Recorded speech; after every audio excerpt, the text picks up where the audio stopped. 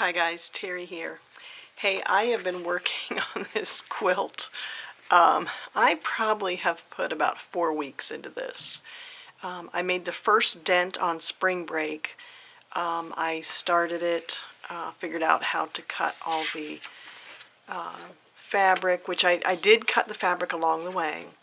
So this is called Fancy Forest. It's a kit that I bought probably 5 or 6 years ago. And bought the pattern and bought the kit of all the different colors of fabric. So let me show you. This is all the different colors of fabric.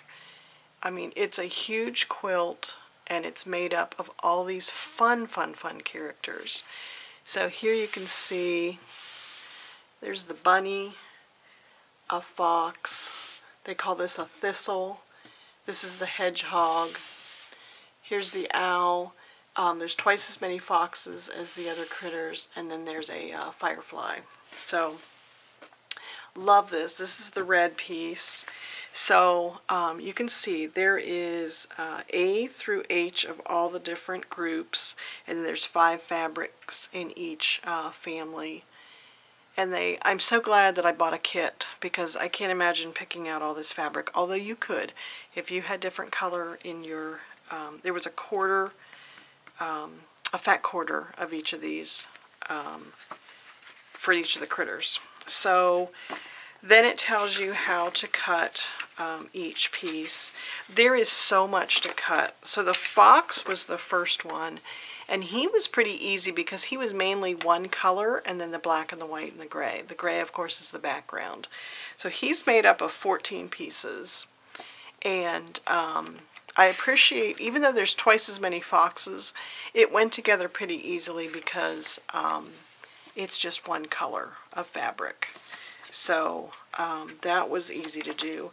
The bunny rabbit, it doesn't look like a lot, but it was a lot to put the nose, the mouth, the ears, just a lot to put together. Each bunny has 43 pieces, and there's 8 of them that you make. So I cut each of the fabrics for the bunnies, labeled them on my desk as I was working, and just followed the steps. The book is excellent, and I'll have a link to the book if I can find it online. So I know that she has a new forest quilt out. It has a couple new critters and of course some new colors. So I'll find any links that I can on my blog post. The owl had 56 pieces. It was a rainbow of colors on it, so he was fun to put together. The hedgehog was adorable. Hedgehog was, I think, 3 different colors, and he had 34 pieces in him. This one was difficult because they're only 1 inch wide. So, you know, it's adorable how he looks, but it was a lot of piecing. And this was all done on my sewing machine, just straight stitching. The thistle was 26 pieces each. You had to be careful when you were putting these pieces, making sure everybody was going the right direction. So this is the leaves, and this is the top of the thistle, a lot like the hedgehog. And then there was the firefly. So I learned how to do these, what they call it, snowballing, where you put that piece on the edge corner there, cut it, and then put another square on. So it looks intricate, but it's all straight stitching. It was very easy to do. It was just very time consuming. So I have 1 complete strip put together. The quilt calls for putting the different quadrants together. If you see, here's how the pieces go. You've got a fox, the thistle, and another fox, and then the bunny and the hedgehog and the owl. You put those together with strips between them. You put a strip between it, and then the firefly goes on the bottom. And you basically alternate this for each color. So if you look, the quilt goes down vertically to go like on a twin bed. I am going to make it go horizontal across the wall, and I will have it be like a headboard in my guest room. So I've got one of the pieces together. I think what I'll do is just take you through some of my photographs and describe in more detail along the way, and then at the end of the video I'll show it up on the wall. So this week I hope to, this will be the 4th week that I'm working on it, I hope to put each of these color strips together, and then I think it's going to look fabulous in our guest room on that wall. So I can't wait to see it. So okay, I have the top layer of the quilt together. I think I'll insert a photo here because I want to show you what it looks like on the wall. I hung it on the wall, and then I determined how much of a border that I was going to have. So I decided to put a 3-inch border on here. It'll be a little bit smaller when I put the binding on. But I've got, I decided not to go with the quilt itself. Came with a, like this big border here. And on my package, on my kit, this was yellow. And I decided to just keep the quilt gray. So I've got all the critters, and of course it's every color of the rainbow. So here's the dark blue, the light blue, the turquoisey, and the orangey yellows, and then the reds and pinks. So love this. I also wanted to show you what the back of it looks like. So if you've never seen inside a quilt, I think this is what shows you really that it's a whole bunch of pieces put together. So like here's the Firefly. So it's a lot of pieces. And it looks complicated, but what I wanted to do in this video is encourage you that as you're working on it, just do the piece that's up next. Like just concentrate on the, you know, the cutting the material or the putting together the one Firefly. It can be very daunting and very overwhelming. I mean, when I bought this kit, it took me a long time to pull it out and put it together. But it really goes together if you just focus on the one thing at a time. So really enjoyed it. Really love how it turned out. So my final steps here are going to be to put I'll lay this out flat on either my bed or a large floor, and I'll tape this down so it's taut. I'll put the batting layer on top, and then I'll decide what my backing fabric is. And then I'll have those all clipped together, and then that'll be what I do the quilting on. So the actual quilting part is, because this was piecing it together, the actual quilting then is when you stitch on your machine, and I'll probably just go down the straight edges and just quilt down those straight pieces.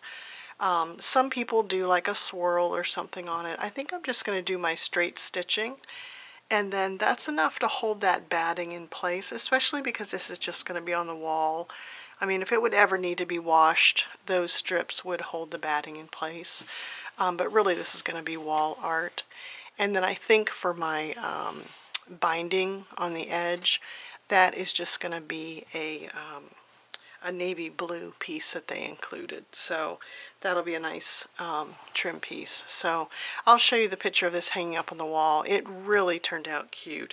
And like I said, my final steps are going to be to put that batting in the middle and then hang it on the wall. So like I said, the rest of the video I'll show some tips. I'll take you through the catalog or the instruction booklet and just give you some little pointers if you're interested in that detail. But yeah, I really appreciate you guys watching. Subscribe to my channel. I love to show quilting and card making and scrapbooking. Just encouragement for you to get out those supplies that you've bought and use them. So I will see you soon. Thanks. Okay, so like I said, I want to give you some pointers. So as I was doing the quilt along the way, I made some notes to myself. So I wanted to share those tips with you if you would happen to make this quilt. So my first tip is it's suggested to cut out a little piece of the fabric for each of these family squares. So whether you bought a kit that has all these colors or whether you've put together color families, it's a really good idea to just take a little 1-inch square and glue that down inside your book. I mean, this was invaluable. I referred back to this so many times, even though I had my stacks of material very organized in my workspace, but I referred back to this a lot of the times. So I want to just encourage you to double check before you go to do anything, before you go to cut, before you go to sew. Just double check. Just look at it and go, okay, it's supposed to be 1.5 inches. Does this look like 1.5 inches? So double checking just saves so many steps. And also when you're putting together your pieces, look at the example again and again. Just always refer back to it and say, okay, do I have this turned the right way? It'll just be invaluable. I mentioned having good lighting. You need to have good lighting so you can see what you're working on. Keep your fabric organized. I mean, I don't know that you need to label it, but somehow know what stack is what and what you've cut. Don't cut too far ahead. I did each animal a section at a time. I did not cut all. You could not possibly cut all the fabric. So just do it an animal at a time, you know, a section at a time. Don't cut more don't cut too far ahead, because you won't, if you take a few days off and come back, you won't remember where you left off. So do each animal and take breaks. When I would get frustrated with either the machine or the quilt, you just got to take a break, you know, get some water in you, you know, do all the things that you need to be doing. So those were my overall tips. When it comes to the fox, like I said, there's 14 pieces in the fox. They do a very good job of describing what to cut at the beginning, and then for each animal it says how to subcut it. So for example, at the beginning of this it said to cut this piece here, and it's one big long strip, and then when you go to work on the fox you'll cut it into sub pieces. So it does that for each animal. Like I said before, the fox was one color, and the grays and the whites and the blacks, so that was really a great animal to start with. There's 16 of them, but I think it gives you confidence. So love that. There was 2 of each color family, and like I said, I referred back to know which fabric to use. So follow along in the instructions. The bunny rabbit was difficult. I made the mistake on my bunny rabbit where these D pieces, on my bunnies, if you look closely, it's actually black instead of gray.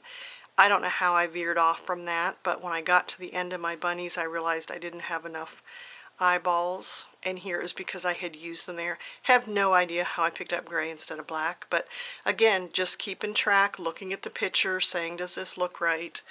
So, and again, it tells you how to subcut that fabric. On the owl, I sorted. I made sure to stack my fabric, because so here's where we're getting more complicated.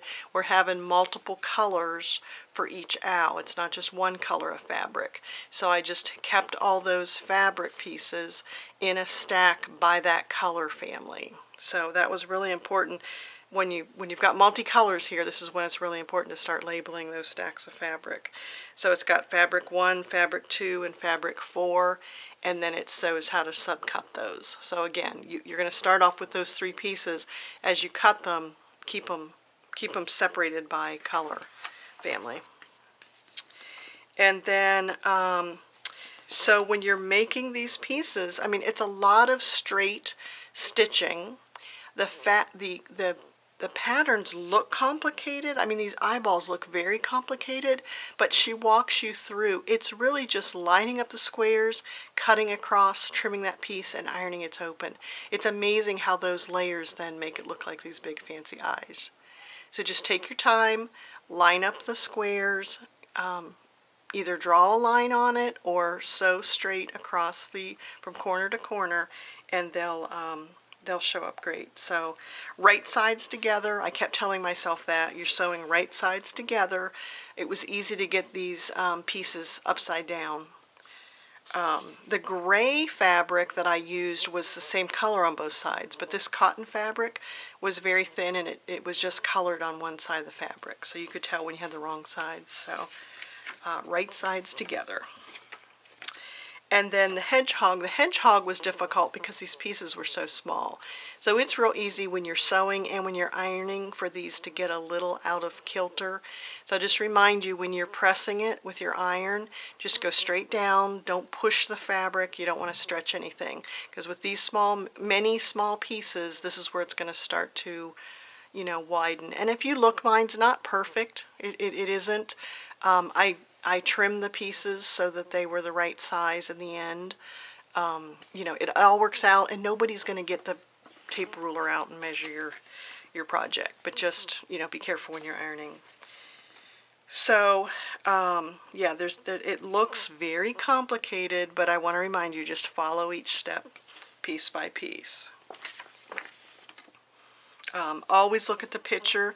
This was a little complicated because you had to make sure the right half of the hedgehog and the left half of the hedgehog were facing the right direction. So just keep referring back to these pictures before you sew or you cut.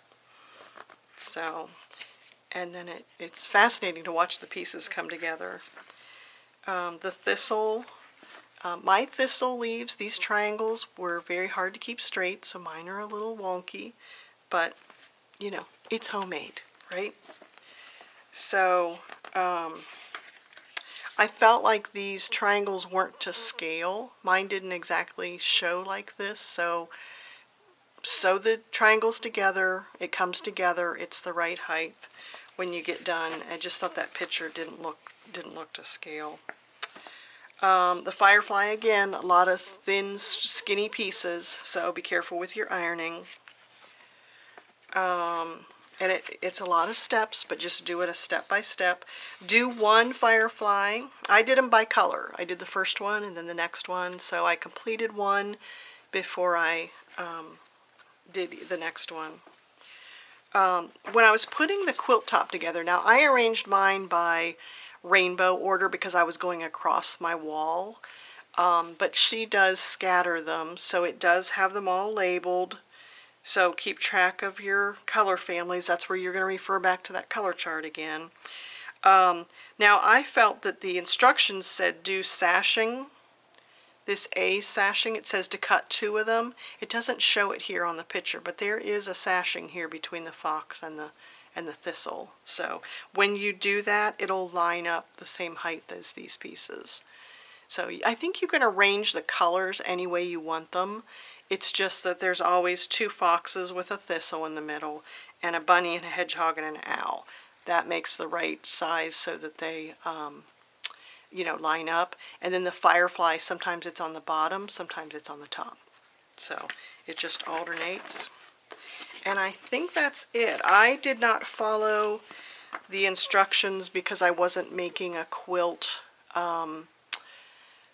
you know, the way they said. They wanted it to be vertical like this, and mine was horizontal across. So I decided to make my borders just 3 inches. I had plenty of fabric from my kit.